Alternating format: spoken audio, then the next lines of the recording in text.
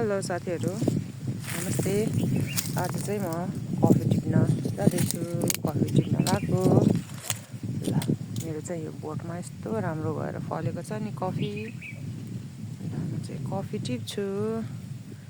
मसँग चाहिँ यो फलेको बोट चाहिँ एउटा छ।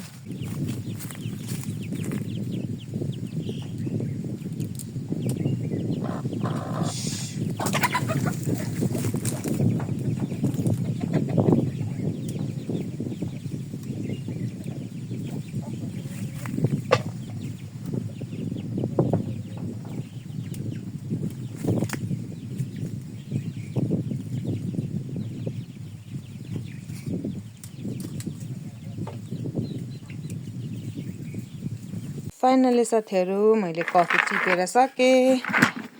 मेरो कफी चाहिँ यति आयो। एउटा बोटको यति आयो मेरो कफी चाहिँ।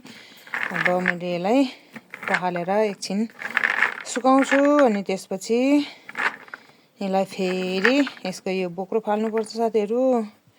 यो बोक्रो फालेर अनि सुकाएर अनि कफी बनाउने छु। तपाईँहरूले मेरो भिडियो लास्टसम्म हेरिदिनु होला। साथीहरू, यसलाई चाहिँ यसरी पखाल्नुपर्छ, किनभने यो पखालेन भने यसमा चाहिँ किराहरू हिँडेको हुन्छ, धुलोहरू लागेको हुन्छ। यस्तो हुन्छ नि त फोहोरहरू यसरी। त्यही भएर यसरी पखालेर यसरी कस्तो अङ्गुर जस्तो देखेको हौ, यसरी पखालेर राख्नुपर्छ साथीहरू। अनि पखालिसकेपछि यसलाई ओमानो बनाएर राख्ने एकछिन।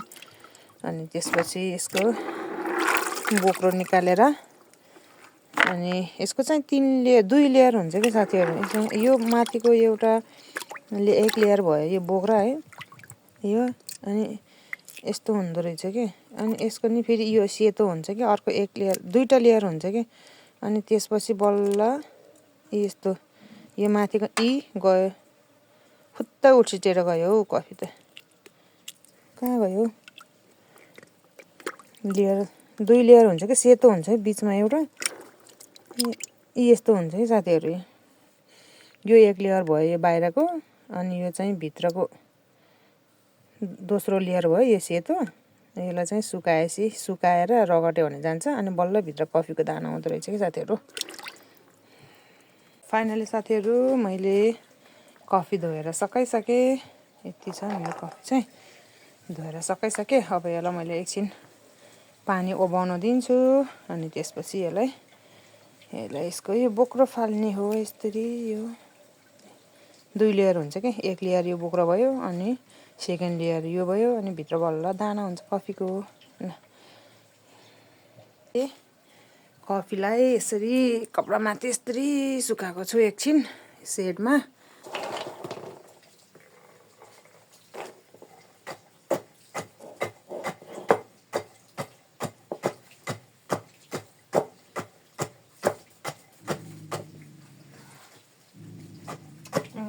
जाऊ बासा घर जाऊ।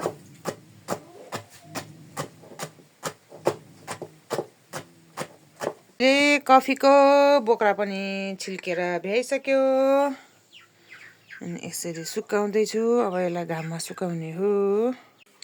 ल त साथीहरू, मैले कफी पनि सुकाएर रेडी बनाइसक्यो। मेरो चाहिँ कफी यति आयो है। अब यसलाई चाहिँ मैले कसरी कफी तयार बनाउने भन्ने यस भिडियोमा देखाउने छु।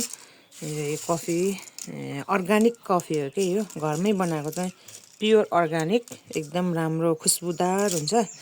यसलाई मैले कसरी बनाउने भन्ने चाहिँ नेक्स्ट भिडियोमा राख्ने छु साथीहरू।